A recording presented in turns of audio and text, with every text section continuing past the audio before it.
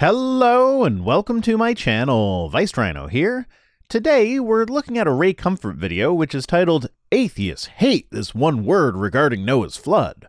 I'd imagine that the one word he's referring to here is kind, though being Ray, I'd also imagine that he doesn't have a clue as to why atheists are, shall we say, less than fond of the word kind. Let's take a look.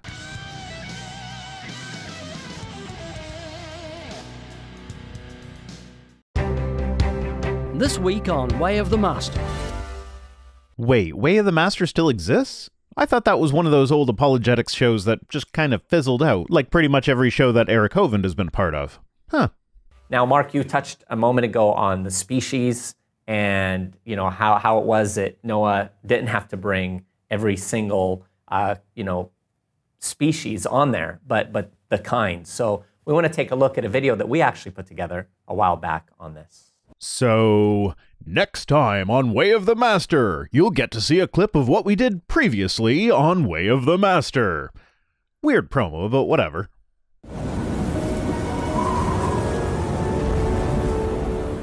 When it comes to Noah and his ark, two relevant questions arise. How come there's no evidence for the flood, and how come there's a bunch of evidence against the flood? Those are the two questions that come immediately to my mind. Sure, we could go into a lot more detail on each of these, and there are sub-questions and categories, but if we want to bring it all down to two questions, these are the biggest in my opinion. How many animals did it carry, and how large was the ark? You're jumping the gun a bit, Ray. I think before I'll worry about how many animals were on the ark and how big it was, I'll worry about whether or not there is any amount of truth to the story itself. This would be like saying that you're worried about how Zeus handles lightning bolts without burning his hands. Is that not a rather irrelevant question until we first determine whether or not lightning bolts are actually flung by Zeus in the first place? See if you can spot the repetition of a particular word that skeptics dislike. Of the birds after their kind, of animals after their kind, and of every creeping thing of the earth after its kind. Two of every kind will come to you to keep them alive. Genesis 6:20. Yes, it says kind a lot. That's fine, I actually don't mind that. The problem is not that it says kind a lot. The problem here is the definition of kind, or rather the lack thereof. Because until we know what is actually meant by kind, we don't know what this passage means. And this may surprise you, Ray, but my main problem with the passage is not the word kind. Fine, I'll accept that after the flood, evolution happened at an accelerated rate that would make any proponent of punctuated equilibrium look like a gradualist by comparison. That raises a whole bunch of new questions and problems for creationists, but let's just set that aside for now. Ray, you believe that the Bible is the inerrant word of God and is without contradiction. Well, in reading this verse, how many of each kind of bird was on the ark, do you think? It may be helpful to add verse 19 into our reading here. And of every living thing of all flesh you shall bring two of every sort into the ark to keep them alive with you. They shall be male and female, of the birds according to their kinds, and of the animals according to their kinds, of every creeping thing on the ground according to its kind. Two of every sort shall come into you to keep them alive. Now, this does raise the new question of what the hell a sort even is, but we can set that aside for the moment as well, and just figure out how many of each kind or sort of birds were on the ark. From these two verses, it's pretty explicitly two.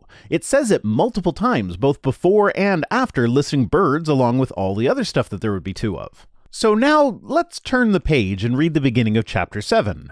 Take with you 7 pairs of all clean animals, the male and his mate, and a pair of the animals that are not clean, the male and his mate, and 7 pairs of the birds of the heavens also, male and female, to keep their offspring alive on the face of all the earth. This is literally 4 verses away from that verse that said there were 2 of all the birds. Now, Ray likes to think that this book was written by Moses. Well, if it was indeed written by one person, he was a sloppy writer indeed. Contradictions like this are part of how we know that the Pentateuch has multiple sources, and often scholars are able to reconstruct the individual stories told by each of the sources. In this case, the 2 of everything number comes from the priestly source, usually simply dubbed P, while the 7 pairs of clean animals and birds come from the Yahwist source, J. And scholars have actually become so adept at parsing out the various sources for these books that they can often see where later editors made changes to one source in order to make it fit better with the others. In verse 9, the passage seems to be written in J's style, but the 2 and 2 part doesn't fit with it, so was likely changed or inserted by a later editor trying to harmonize the accounts. My point in bringing this up is that if we stop insisting on biblical literalism, the Bible becomes a much more interesting book, with many insights into the different cultures in Israel and Judah from the times the books were written. And now the contradictions are simply a product of different stories being told in different regions, with no dogmatic need to harmonize them. But when you insist on taking it literally at face value, these contradictions become difficult, and you have to figure out a way to explain why it explicitly states that 2 pairs of each kind of bird were taken on the ark, and then goes on to say that 7 pairs of birds were on the ark. On top of that, you're missing out on the cultural value of the book in what appears to be an attempt to erase ancient Hebrew culture from history. That's right, it's the dreaded word kind, that archaic word that the dictionary defines as a class or group of individual objects, people, animals, etc., of the same nature or character, or classified together because they have traits in common. Yeah, that is the dictionary definition. Not sure why you called it an archaic word. It's not archaic. People still use it today. So here's the problem with the dictionary definition. Which traits do they have in common? What is the nature or character that is shared? Sure, we can intuitively look at things and decide whether or not we think they are the same kind of thing, but this intuition is unreliable and scientifically useless. Few people would look at a human fetus in the early stages of development and, without prior knowledge that it was a human fetus they are looking at, declare it to be the same kind of thing as an adult human. Anything that goes through metamorphosis suffers the same problem. Have you ever seen a newborn kangaroo? Nobody without any previous experience would call it the same kind as an adult kangaroo. So how do creationists go about determining what a kind is? Well, the more scientifically minded ones engage in baraminology, which is like reverse cladistics. They often employ the same systematics methods as non-creationists, but instead of mapping connections between clades, they map the gaps and attempt to identify distinct created kinds. What's really interesting about baraminology is that they make use of evolutionary phylogenies, they just name them differently. So a holobaramin is an entire created kind. A holobaramin may contain many monobaramins, which is a group that all share a common ancestor within the holobaramin but are distinct from other groups within the holobaramin.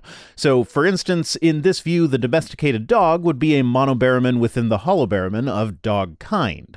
The domesticated dogs are a distinct group from wild wolves, so while they are both dog kind, they are distinct groups within the kind. When it starts to actually get interesting is when they talk about apobaramins and polybaramins, groups that contain multiple distinct kinds but share certain characteristics. They use phylogenetic methods to construct these polybaramins, but exaggerate the importance of differences at specific locations on the phylogeny in order to make the case that they are distinct kinds that do not share a common ancestor with each other. In order to avoid the appearance of common descent in a polybaramin, it is recommended to represent the data using projection plots, networks, or lattices rather than trees. Of course, they don't state it quite so bluntly, but this is what it accomplishes. So, we have no good working definition of what a kind is, and creationists struggle to group animals together by kind, mostly because it is a category that just doesn't exist in reality. Meanwhile, actual scientists struggle to define species properly. Now, do you know why they struggle to define species? I'll give you a hint. It is very closely linked to the reason why kind is so hard for creationists to define. It's because it's a category that doesn't really exist in reality. It is a human construct. It is human beings wanting to categorize and sort things. But because evolution happens, there is no fixed point at which something becomes a new species or ceases to be an old species. It is a gradient with no clear delineation. Species is a hard concept to define scientifically, specifically because evolution is true. And this is exactly the same problem that baraminologists run into with the word kind. It's a despised word because it means that God didn't have to get today's approximately 6.5 million species to fit into the ark. No, that's not why we dislike the word kind. This is creationists who deny evolution appealing to evolution in order to fix one of the problems with the flood story. I will happily grant you that evolution happens. The problem is that it doesn't happen fast enough to go from 8,000-ish kinds that creationists claim were on the ark to the 6.5 million land species that exist today. Sure, implicit in the creationist claim is the idea that there's still only 8,000 or so kinds that exist today, but they've diversified into 6.5 million species. But you're still left with the fact that evolution just doesn't work that fast. And for that matter, human reproduction doesn't work that fast either. Ignoring the fact that there were several cultures on at least 3 continents that seem to have survived the flood without noticing it, but in under 100 years, we have large and thriving civilizations in Egypt, Acadia, China, the Americas, and while we don't have much archaeological data on the Australian Aboriginals, the genetic data shows that there was a large amount of gene flow between India and Australia during that time period. So, yeah, keep using the word kind in order to appeal to evolution in your denial of evolution, if you like. It only serves to make you look silly. It means Noah needed only one pair for the canine kind, from which would come all the species of dog, from the Chihuahua to the Great Dane. What about dingoes? Were they dog kind? How about Borophaginae? It's not in the Canidae clade, but it is in the Canidae clade. Is it part of dog kind? What about Hesperocyaninae? Well, that's another Canidae member, so let's move past that. Myiasis? It's pretty dog-like, but it definitely has some differences that keep it out of the Canidae clade. How about Hemicyonidae? This one is pretty clearly a dog as well, but it kinda looks like a cross between a dog and a bear, which might be why it's called a dog bear. Oh, but also it's in the same infraorder as the clade that contains skunks, weasels, raccoons, bears, seals, sea lions, and more. So, is a raccoon dog kind? Because if this dog bear is dog kind, then that would definitely include raccoons in dog kind, and all the other guys that I mentioned. Now, here I have been appealing to superficial similarities to make my case. All these guys look related, but I don't want to fall into the same trap as creationists and just declare that something is related because it looks similar.